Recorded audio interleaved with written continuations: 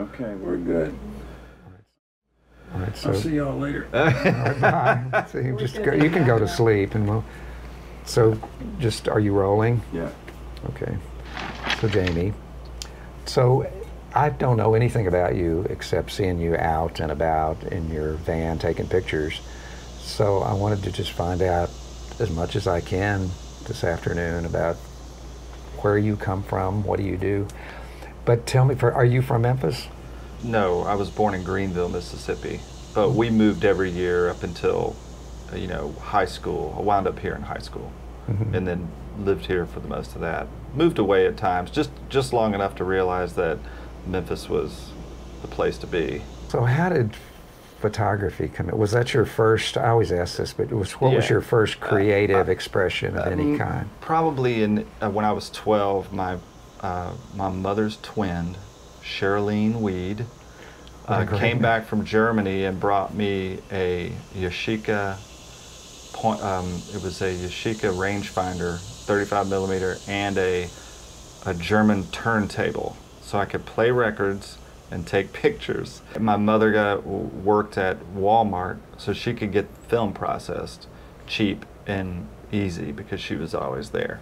So I started using that camera and bringing it out to wherever we lived, in the ditches and the forests. And we lived in a lot of like Tupelo, Clarksdale, Helena, Wynn, Forest City. We moved every year up until high school. So there are all these little towns, and those are what I photographed until high school.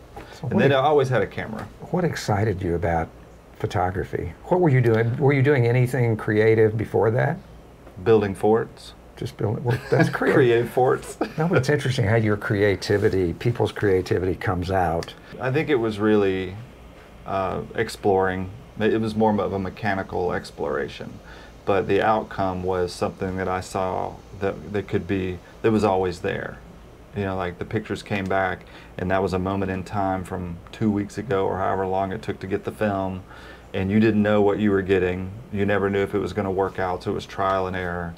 And back before the internet, it was just encyclopedias at your house. There really wasn't a lot except going to the camera stores and talking to them, like, well, how does this work? I thought a blacklight worked with all film, but when I tried to process color film by hand, I realized that, you can't use any light because it's susceptible to all light. Well, you can use a red light for black and white. So those were all learned the hard way as a teenager, like just ruining film, until finally someone at like Dixie Color Lab on Highland said, hey idiot, if you're gonna do color, you can't use any light. And I'm like, how the hell am I supposed to see what I'm doing? Like, you don't. How did you know you were good? Like, what was the point? I mean, did somebody say, hey, this is great? So it was more obsession for me. Obsession meaning doing it a lot, or just obsessed with the topic? I'm going to do it all the time. That's all I do. I'm never not without my camera. I haven't been without my camera probably. It's always with me, even if I go to the grocery store. Like, because you don't know what you're going to see between here and there.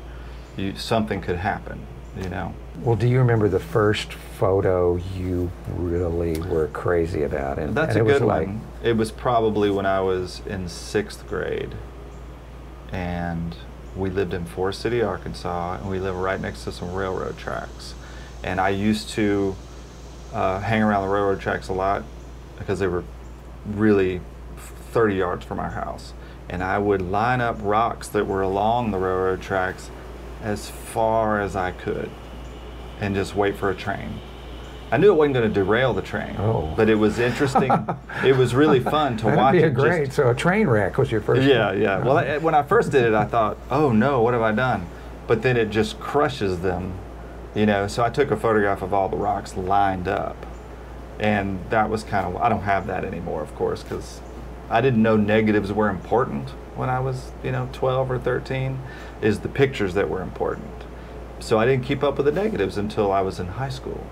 So there are photos in bags at my parents' house in the attic laying around, but for the most part, so that was kind of one of those things like, oh, that's different than just a picture of the ditch. look at other photographers and, you know, like I did Avedon not. and people like that? I mean, did I didn't not. either. But No, you know, it's funny. Once I started hearing people say in my 20s, they were like, "Oh, your photos look like so and so's," and I wouldn't know who the people were. I went to Memphis College of Art and dropped out of there because I just couldn't. It just didn't work. I couldn't hang with. I've been to 6 universities with over 140 hours of school, but no degree.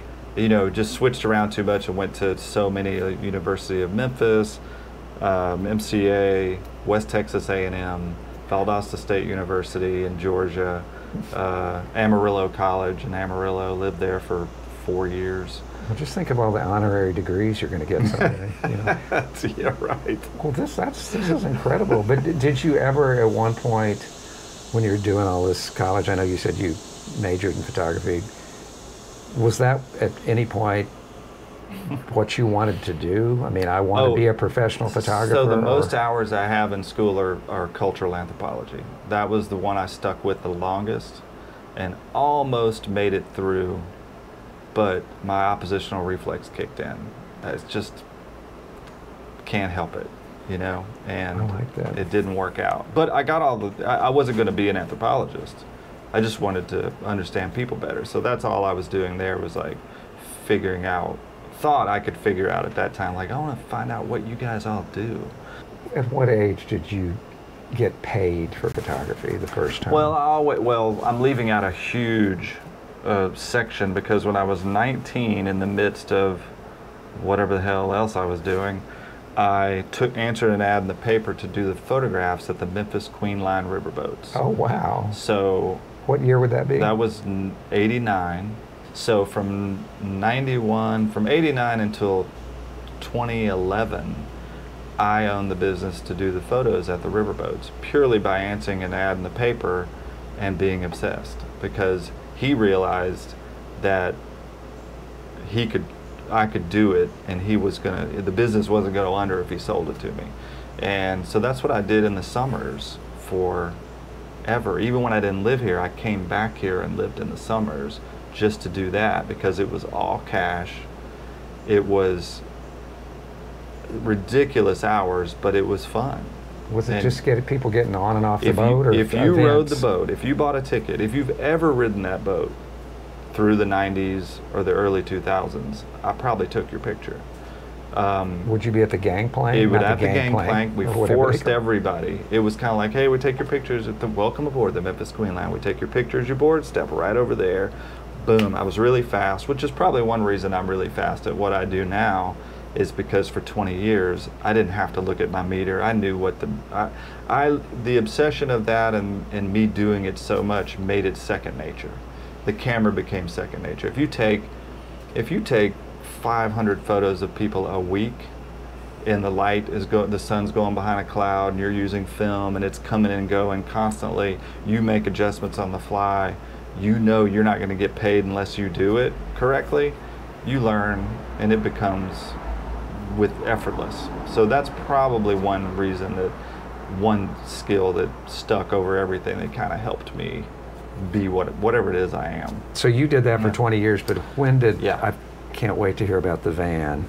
And what do you call that, that you take to parties? Oh yeah, describe that. Yeah, so that was... It's Amurica? That was 13 years ago.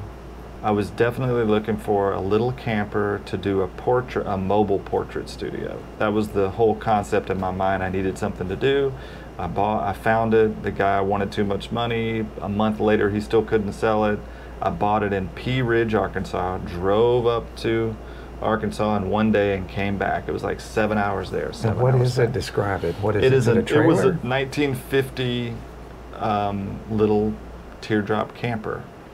And then my son and I kind of just started putting pictures in it and decorating it. Didn't really know what was going to happen. It was just something to do and keep busy. And then in my mind, I'm just going to drive around the country and stop and see what happens. How do you mean? Stop and take pictures? Just make it such a spectacle that you don't have to say anything. You just pull over and people will walk up and say, "What are you doing?" Well, get in. I'll show you. Now that was kind of scary. That was what's in my mind. Yeah, but but if it works, it works. And if they got in, when you look at it, you're not. It's not like it's a snatch you up and take you van. It's it's got lights and stars all over it and whatever. What kind of things did you put in it initially? I found a Bank of America sign, and that was just another scavenge. So I found that, and it was in a garage, and I was with a friend of mine, and I said, yeah, I'm going to make this camper into a blah, blah, blah. She saw the Bank of America sign and said, if you take the N from bank and turn it upside down, you have Amurica. And then I thought, oh, the trailer trash. The Urban Dictionary definition of Amurica, that spelling, is the land of the red, white trash, and blue. So I bolted that on the side of it, and that was kind of the joke, right? And then it just stuck. So why do you think people were fascinated, I guess they were at the get-go, to have their photo taken like that? You get in it, you feel safe and guarded, like no one's watching you. So, and it doesn't matter if you're 80 or 5. It's a door that opens to anyone. Very few people are not susceptible to it. I remember you brought it, I guess the first time I ever saw it was to a Memphis Flyer Best of Memphis party when we were out. Was it the warehouse on Broad? No, this was out. Oh, the bowling alley on Summer. No, it was even the one before that. No, it was like out in, was it Shelby Farms? Shelby Farms, yeah. And it was just so much fun, but you had all the props. Yeah. So when did the props Those came pretty quickly. And what are they? What are some of the props? It's changed over the years, but like there's a mannequin torso, there's, king and queen hat, there's masks. For the first few years, anywhere I went, I was looking for weird stuff to put in there. And just like we talked earlier, it's like once people know that you're into a certain thing and they get to know you, people just start showing up with stuff. I got you this for your, like, hey, take this ice cream, it'd be good in your photo booth. I was going to throw it away, but I thought you might like it. That kind of stuff happens over the years. So there's a lot of stuff in there from other people. Did anybody cross the line when they were in the booth? It's like, I'm going to take off my clothes. Only a couple of times. And it's like usually at the places that I don't go anymore. So one was a wedding in Greenwood, Mississippi, where a groomsman, brought a stripper just to irritate his friend who was getting married wife. And I don't think they liked each other.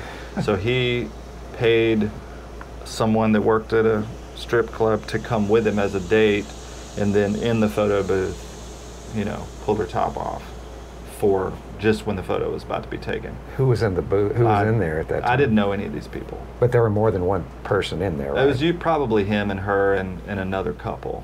But I didn't know any of them, so I don't know what the dynamic was, right? So that was one time. And then the other times usually are at like Crawfish Festival. I don't really do the festivals anymore.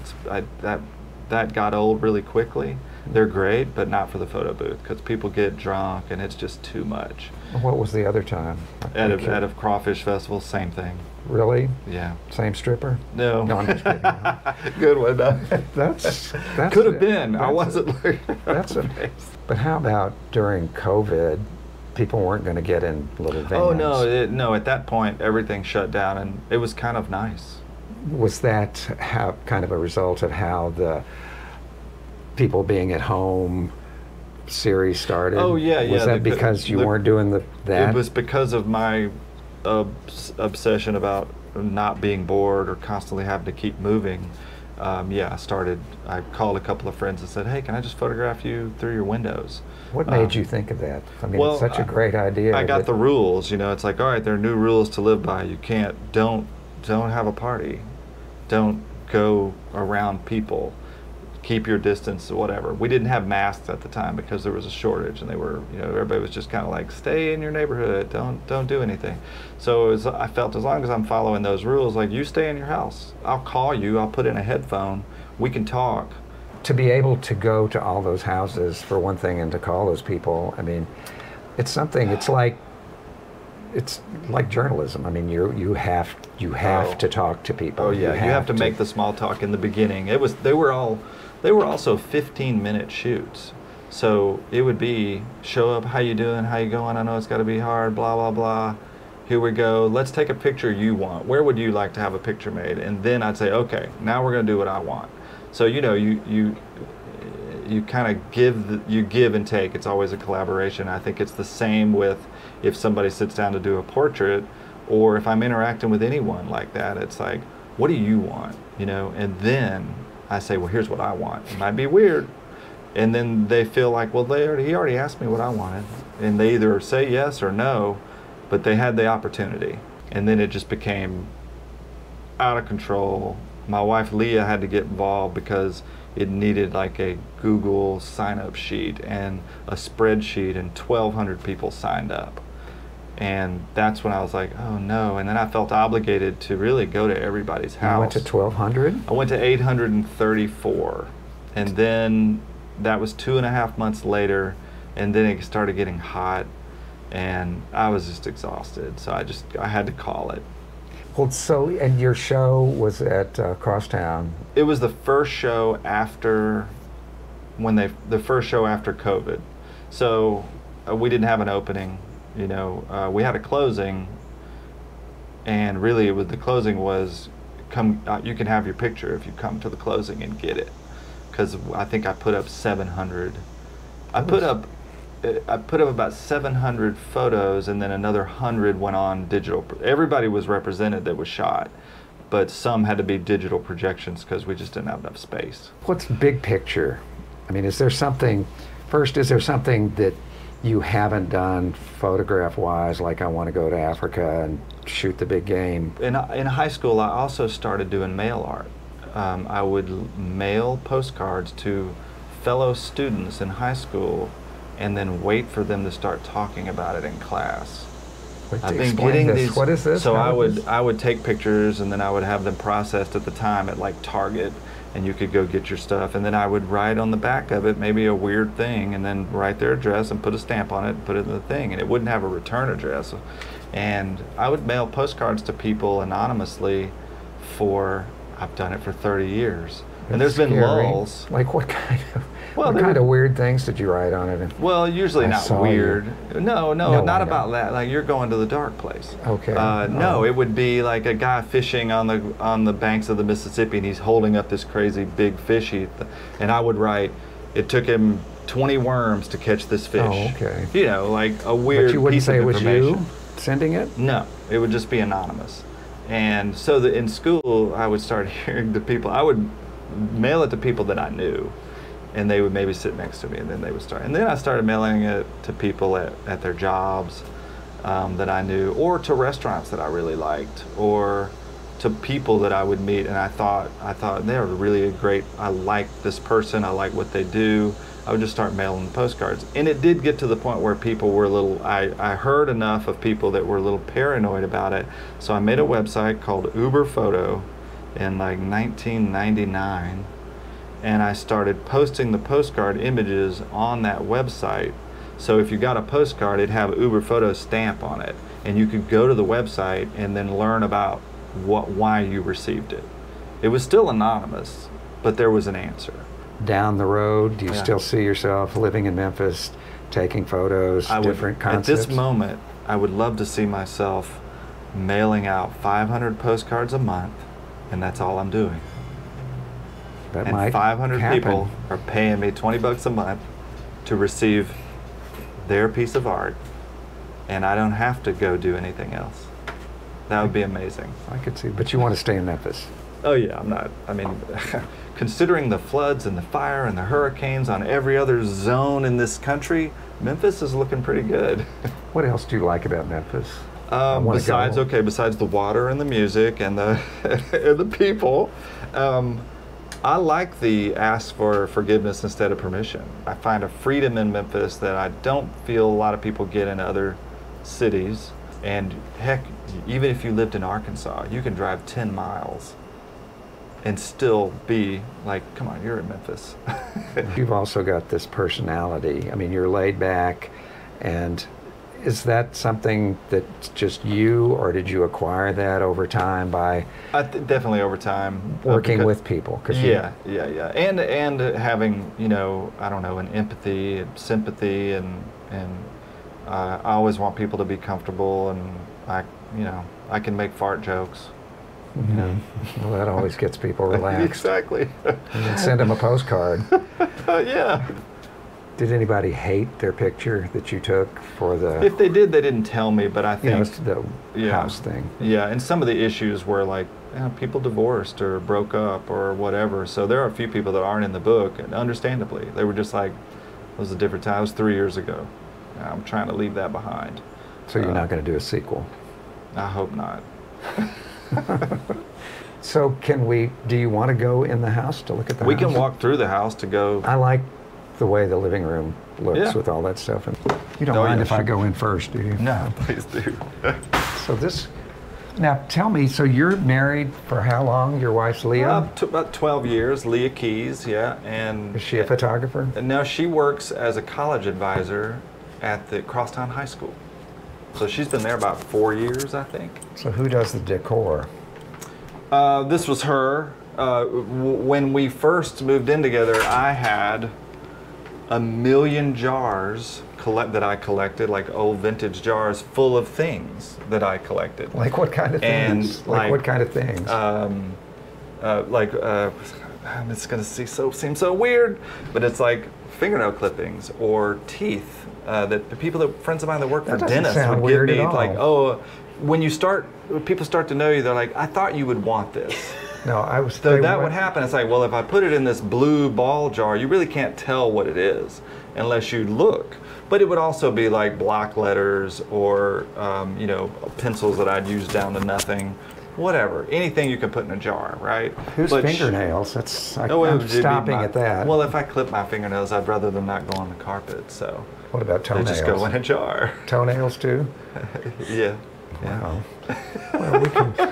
I don't really want to look in those jars. No, that's fine. No, this is great. I'm just kidding. But I love all of this. I mean, this looks like. Who did that? This is Maggie Russell. Maggie Russell? Yeah, Maggie did these like a while back. This is Gus, Everett, and Hopper. And these were like a while back. She's off to college. He's 24. This one's 15. We never see him anymore. They're all like 6'3". It's ridiculous. But we did make that compromise. She was like, this is too much. I was like, all right, the house can be more peaceful. I get it. What my mind likes and what your mind likes. Oh, you have the jars out? Well, they're all packed up. But they were originally in the living room? They were in like a wall of cubicles, you know, like. This looks like a horror movie, right? But if you go inside, it's all nice and it's like a nice, comfortable place to stay that's air conditioned. It's got a full bathroom. So who sleeps out here? No, whoever's visiting. So you convert this when you take it out, or is this just? No, this never leaves. This is permanently in my backyard. So this is like actual. So you've got water. Yeah, we've got a full bathroom. Wow. So I bought this about 14 years ago, and I moved it to Tad Pearson's place, and he let me store it there. And then when we bought this house, I moved it back here, and so it's just a back house. So with the air on, it's pretty nice. So you have your own trailer park. I do. Now, I built this from scratch, and it's a diorama trailer. You pull it around, and there would be musicians in here playing while I would drive through the neighborhood. So mainly it was Leah and her sister, and they would play songs and sing, and we would drive around. Yeah, and I'd have a little generator in the back of my truck, so it would be electrified, lit up. And it still works like that, but we just never did find a real reason to constantly use it, so it's just taking up space. You have a lot of energy. It does sound like it. Now that I'm talking about it, it does seem like it. I feel... I mean, I guess if I drank a lot of coffee, and I could do that maybe. But it's a 1971 Volkswagen Crew Cab. I bought it in 1999 in Amarillo, Texas, and I've been driving it as a daily driver ever since. I had many other Volkswagens, so I knew how to work on them, how to keep them going. Because if you want to go somewhere, and that's all you have, your brain works different. And I think was a major lesson for me, even like for quitting jobs and not having a regular job, is my brain works better when I'm put to the stress of, well, you got to pay your power bill. well, you have to do these things, and your brain will work differently if you have to figure it out. And rather than like, well, you know, I get paid every 2 weeks and all I have to do is sit here at this table and talk to people. Like, you know, you're stable, but you're going to be doing that for the rest of your life. And then you could blink and then your life's gone by and you're still sitting at that table. So well, stop scaring me.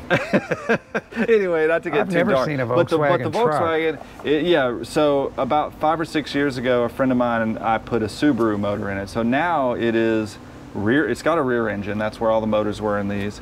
So it's got a Subaru Outback motor, and the radiator is on the roof rack. So it's liquid cooled. Originally, it was air cooled. So, but other than that, this is how they made it. Sorry, Dee. I don't need to be corrected. So yeah,